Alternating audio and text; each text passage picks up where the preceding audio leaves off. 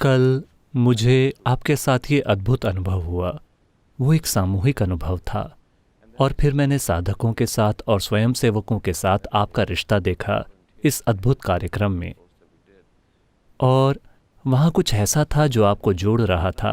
मैंने इसके बारे में कहानियाँ सुनी हैं, जैसे कि जब ईसा मसीह आए उन्होंने प्यार फैलाया और हम हमेशा हैरान होते थे कि आप प्यार कैसे फैला सकते हैं। मैंने वो कल देखा। मैंने देखा उनकी आंखों में आंसू थे, वो हम समझा सकते हैं, मगर मैंने आपकी आंखों में आंसू देखे। ये रिश्ता दोनों तरफ से था। तो एक गुरु के बारे में बात करते हैं और मुझे बताइए कि ये दोनों तरफ से कैसे है, क्योंकि मैंने आपको एक भक्त की तरह देखा। आप उनकी तरह थे। जब आप उनके पास गए, वो सिर्फ उनकी ही भावनाएं नहीं थीं, वो आपकी भी थीं। देखिए, यहां आप भक्त शब्द का इस्तेमाल कर रहे हैं। मैं नहीं जानता कि वो भक्त हैं या नहीं। मेरा जीवन उनके लिए समर्पित है। ये पक्का है। मेरा पूरा जीवन इस धरती के हर इंसान, इस धरती के हर जीव के लिए समर्पित है। तो भक्ति सिर्फ एक गहरा प्रेम संबंध है। जब मैं एक गहरा प्रेम संबंध कहता हूं तो आमतौर पर इन दिनों कम से कम लोग ये समझते हैं कि एक प्रेम संबंध का मतलब किसी प्रकार का लेन देन है। भक्ति एक गहरा प्रेम संबंध है, सिर्फ देने के लिए।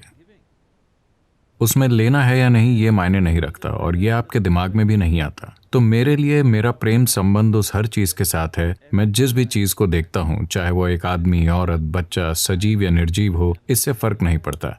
मैं जिसे भी देखता हूं उसके साथ गहराई से जुड़ जाता हूं।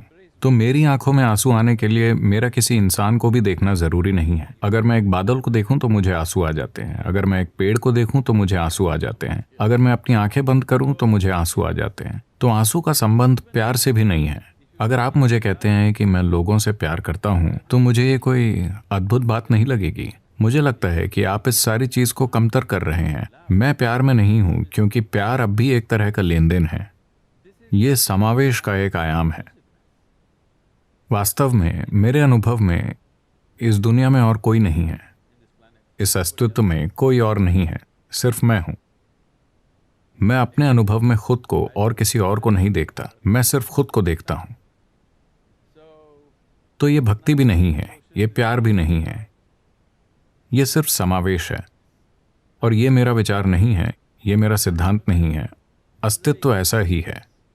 अगर आप अपनी चेतनता में कब्ज पैदा ना करें, सीमित चीजों से पहचान जोड़कर, जैसे आपका शरीर, आपका मन, आपकी संस्कृति, आपका धर्म, आपका परिवार, आपकी बाकी चीजें, आपकी प्रजाति, अगर आप इस तरह की सीमाओं के साथ अपनी चेतना में कब्ज पैदा नहीं करते तो अस्तित्व पूरी तरह समावेशी है। और विज्ञान आज आपको यह साबित कर सकता है ना?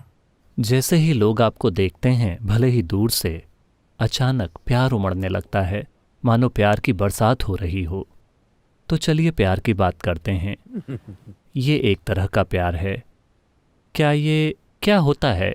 क्या वो एक रिलीज है? शायद ऐसा हो कि जब वो आपको देखते हैं उनके अपने तनाव और भावनाएं रिलीज हो जाते हैं। दूसरी बात, क्या कोई ऊर्जा है जो आप उनमें ट्रांसमिट करते हैं?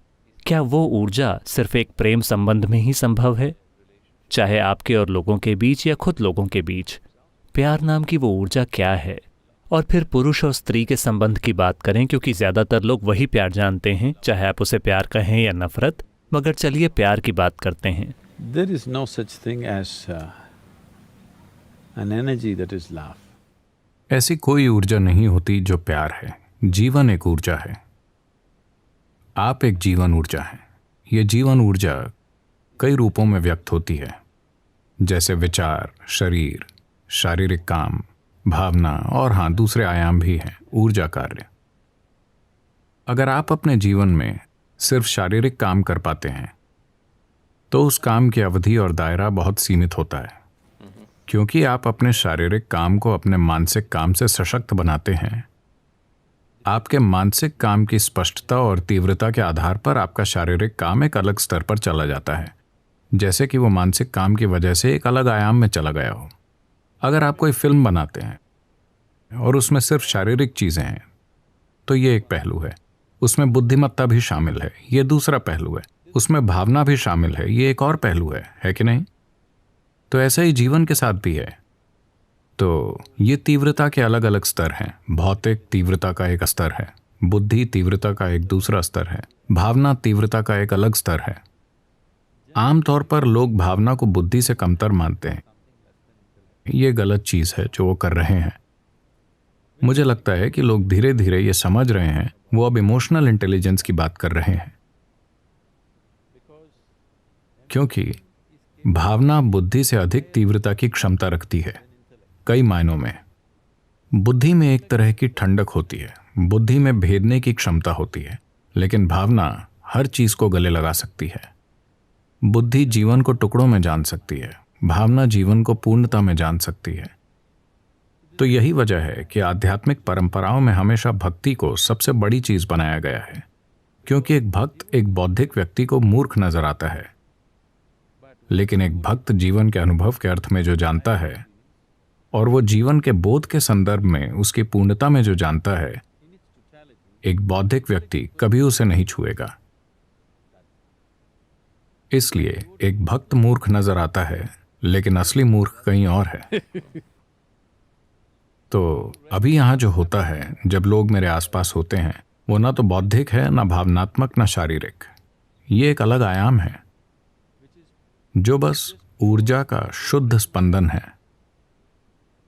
अगर मैं एक प्रकार से स्पंदित करूंगा तो कुछ लोग अपनी आंखें ऊपर चढ़ाकर चुपचाप बैठे रहेंगे, कुछ लोग रोएंगे, कुछ लोग हंसेंगे, कुछ लोग महसूस करेंगे कि उन्होंने बहुत सी चीजें अनुभव की उस जगह पर होने के कारण। ये उनकी अपनी अभिव्यक्ति है। ये ऐसा ही है जैसे मैं आपको इलेक्ट्रिक कनेक्शन दूं, कोई उससे रोशनी बना लेगा, कोई उससे आवाज बना लेगा, कोई उससे ठंडक बना लेगा, कोई उससे गर्मी बना लेगा। एक ही बिजली से अलग अलग उपकरण अलग अलग चीजें बना रहे हैं। तो मेरा काम सिर्फ उस ऊर्जा को बाहर निकालना है।